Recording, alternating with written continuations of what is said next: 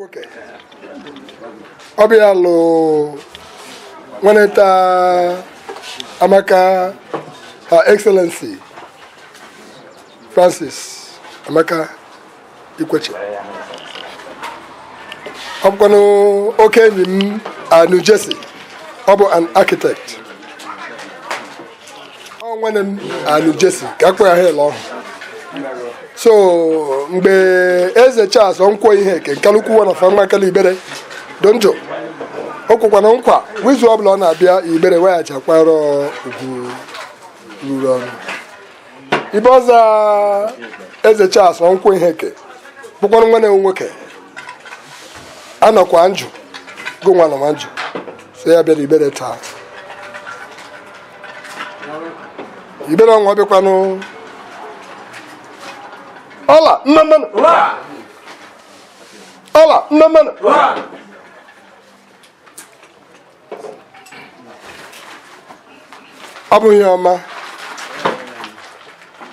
Abuyama. Asi ahi digba nyogologo imi ya. Nwanne dị na mba. Mabura ala bekee. Makwara n'uhibe onwe. Ndị asịta anabasawa Ohumola. Anabasa Ohumola, Anabasalawa Angmakalo Igbere.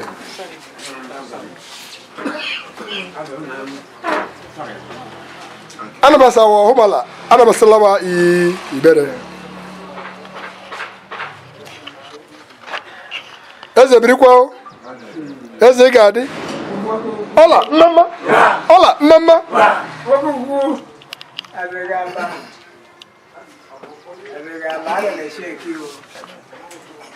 So mascot Obike. Jerusalem. Over to you. President General, over to you, sir. Hola, mama no. Yeah. Ezike1. Yeah. Ezike.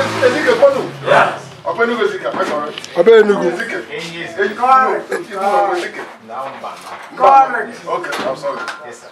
Mbaroponu. Yeah. Iboponu. Yeah. Every mama no. Yeah. I am all Iba since it was. They chop you know. The first state of Ohumola, and I learned about you empty now. They left not too long ago. Obudayema Idiba. I'm a relationship.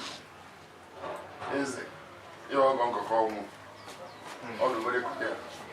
My born one for the relationship continue with Her Excellency. Up to today. I am a when I'm working. Mas o cara para não é para a phone, a mãe para o phone. Ya say one onyeze. I'm still so mo do jabo one onyeze. Oh no. Some ka ya say mo one onyeze, say ma mo onye bu. Ba ko wa lineage, ele imi Igbere bunge. Ya ba ko wa lineage, ele oji beto to Ohumola, Ohumola. So bo ho pa as it Ogun must say the special condition. I'm saying no, I surrender. There's no, I know you may agree. Because of all your Donia and Ebu, Omo Gogo was a this was last time. Who wanted them? Rejected a lot of them. Because they are a base of Miami in the Maya Burunia. Honorable Anya today, Abon Mumanya as a person, nor him, is the entire community that is recognizing. So we cannot take somebody.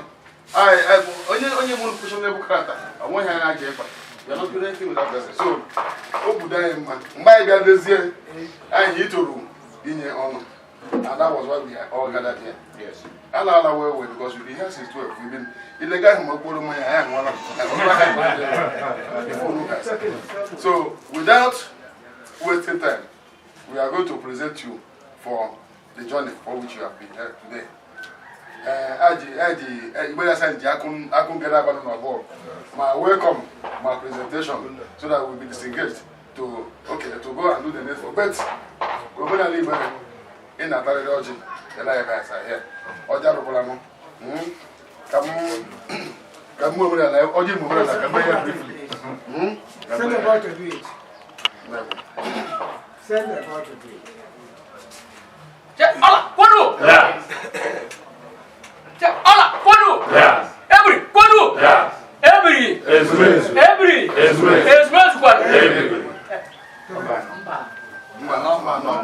Okay, Mbano, Kwadu! Yes.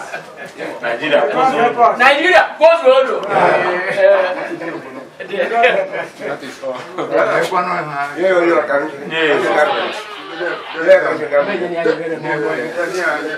Why is no protocol?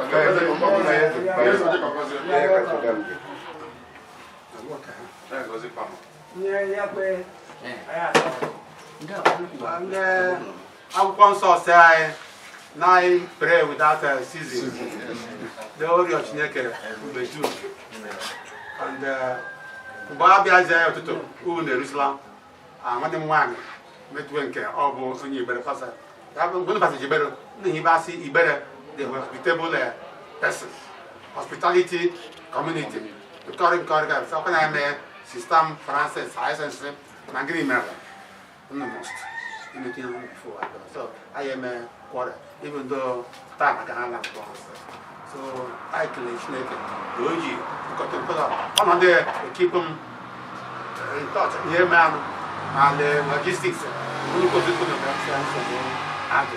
After all, I more or less I was center rank. I went with the Westerners, a lot of sweat in there. So I say, after Chineke, Ken. Nigeria, especially at Kendi. I'm not by Panu.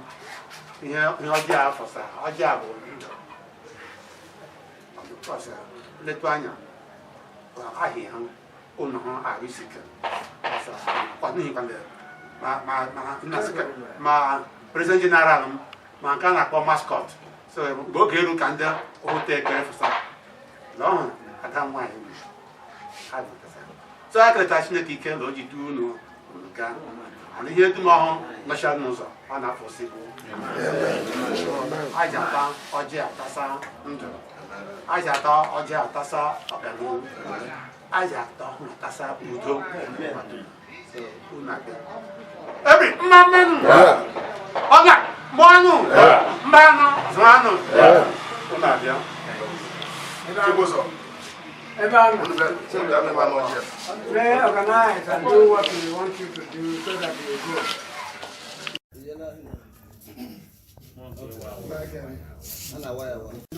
For our developmental partners. We are developing community, we are Nigerian community. We are basically traders and professionals. So then a partner in the development of our place are those who we recognize. So I am because I had to believe of those who we honor. That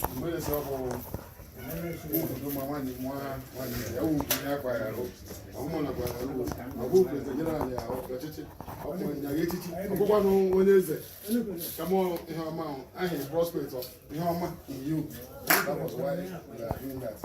So, Ohumola, the entire Ohumola community, there's no one here, there's political leaders no one here.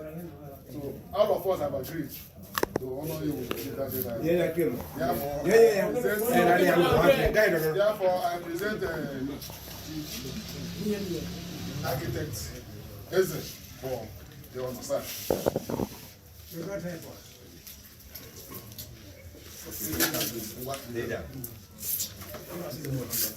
No, we got help us. We are together with you. No, para mí.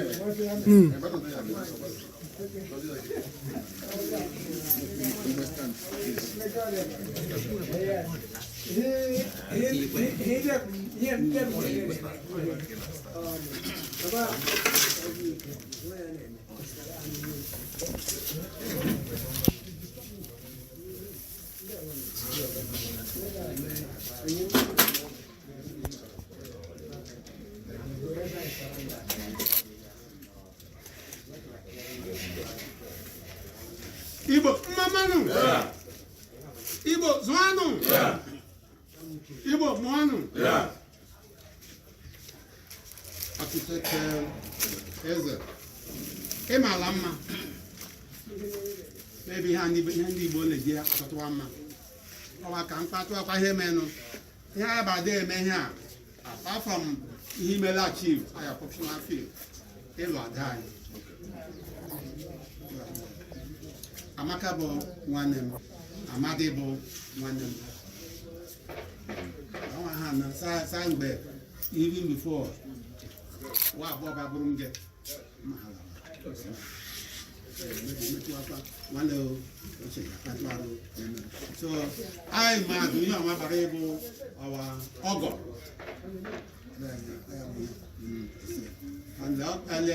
nwanne m gọrị kpakpanụ Alex Opiebe dede ọhụ ọhụ na-enye chọọ nna ya chọọ nna ya so nne anyị chọọ nna chief Eze Charles so ya bụrụ dị ekere akpakparị ọ kpasara na behalf ọkpọname dola iji ya adọchi ya bụ na ọ bụ Eze Charles nke si bụ ihe ya na-eme ọ bụ nwanne anyị ochie dola iji so ibe a ya bụ ibe thank God ịhịra last year about professionals onye ọma I'm believe ime from ebe ọ bụ wusi universities ma onye ọma baisa and then what science department in all the universities of Nigeria our president general ọbịa na-ekpe ọbụkwa nke ndị south east so mgbe oge rukwa ndị gwa ọjịji akparị ụka ụwa ji anọ ọmakwa honorable commissioner ọ bụrụ politics enwere nke ya bụrụ nke ndị ọjọọ ebe ọ bụla enwe nsogbu oyibo na-eje conflict resolution ọ bụ nwantị na n'ọfịs ya agbasị ya na ọ kpọtụala ma ọ bụrụ ndị Boko Haram ya eje ọ bụ ndị herdsmen ya eje ọ nọ na gọọmenti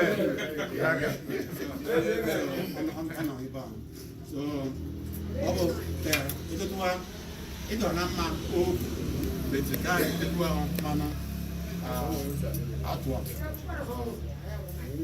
ihe a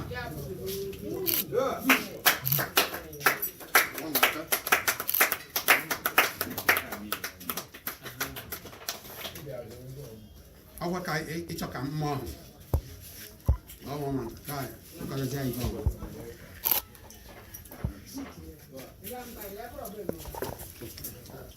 ihe ahụ eji mara ndị Igbo ụwa dum okpu agụ ya dị eme ka da abịa mekpakpa mfọlọla in love of ndị na-akpọ flavor gbanụ nwa level ịmakwa onye Igbo tibe ahịa ọma ọ sị ma ọ bụ elu nata ka elu ka in the name of ndị Igbo ọ na-agbara ya agba ọsọ so mgbe ọbụla ndị Igbo yi onye ọma ọ bụ ọchịagha ọ bụ onye isi ihe na-eme echi ka o mee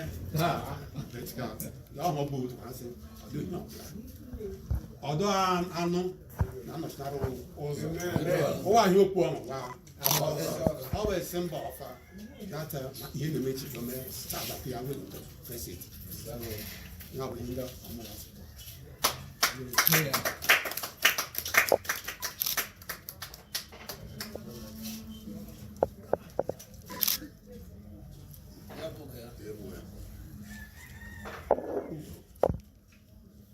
na gịnị ma ala ọ na-efo elu so as higher than anybody ọdụ nsogbu ọdụ problem ihe agbara ga akwawa apụ of course every problem no solution ọkwa ihe symbol ọnwa sị ugo fo gara elu wụsa solution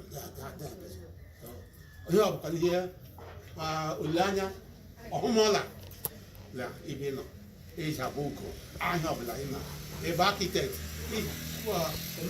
akpa akpụ ka nwaanyị ọha ewu nke ọ ga n'elu igwe that Babylon,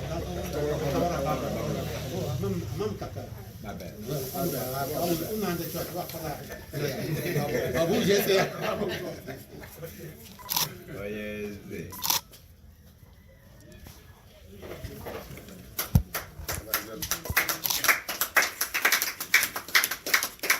And then last equality he buy a coupon what to here in Kembo Yakuno of Covido or whatever. When you are not feeling okay because of temperature, time for you peace of body. So a coupon is there the place of convenience. In the name of Jesus Christ our Lord. Amen. Architect, you know?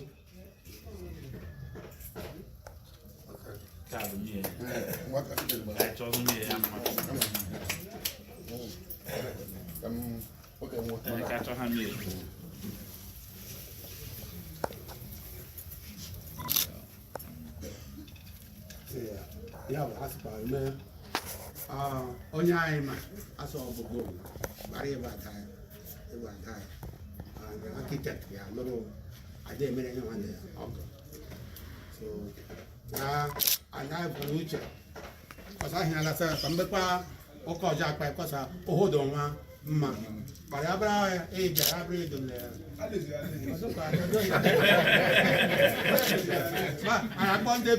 youth our neighborhood were more akpa but snake is the cutter una go business of the woman rather gan because me unu ni apa disaro beka obatoro ndoja toma alibo obo onye hi ibedo ihe do mma bo nwanne o so Ohumola ile nwa mi wa si n'aka ibu ọma ìjàmbá wọn.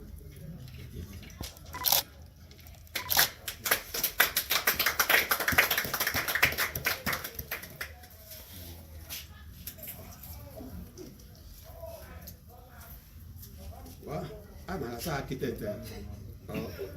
It's up to the task. So, but ọ̀rọ̀ mi náà láàyè. Bob lè here just ta yẹn one day wa mẹ́rin gidi ìjọba.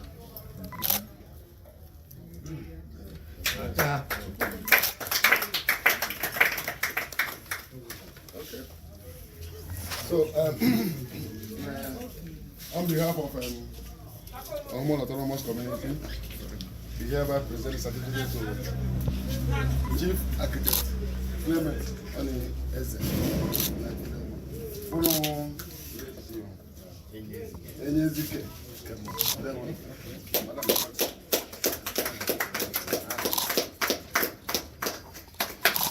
Thank you, sir. Thank you. Ezike1 wants a new photo first.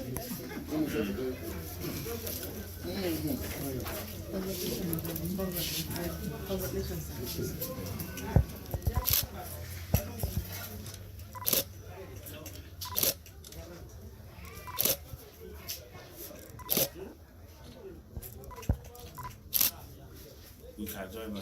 Okay.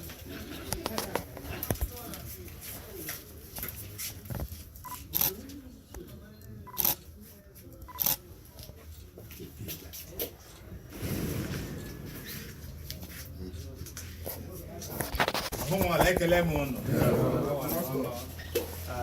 part of ije nọ n'ọgbọ mana mgbe mana enyi m nwoke Igbere kpara nkata ha sị ya ka biko ebe m bịara ke amaghị ka emechaa ndị ka a na-eme gị ndị na-awụ na mahakwa n'otu ga-esi were ka ndị ọhụụ onye eze ma ọ bụrụ na nwere ihe ọbụla emere taa ma emeghe taa aga m adịghachikwa back maka na all an honor to come to the first time na-abịa Igbere mgbe Alex na-agwa m ọkụ ebe na-agwa m na na mbata Igbere na m ga-agba aka aba mana Igbere na ụmụ nwoke ọ na-agwa m okwu mana abịara m Igbere as a common man and I'm going back home with a chieftaincy title. Biko ekele m unu enyi eze nye m kwa m ga-ekwe gị And okay, but I got a woman in there going back. I have part of a band. I will be part of the development project. I mean, you know, I really get the community together. I come before my hand, I hear my phone number, I mascot my phone number. So, this community or my community is only my job. And I've already come to say. Boy, I'm not aware to start and where to finish. And so to say to you that Ije, because if I got one of 2 other events in Nagaba, but I'm a here at back. I got my EJMG now. I need to look at your back. I'm more than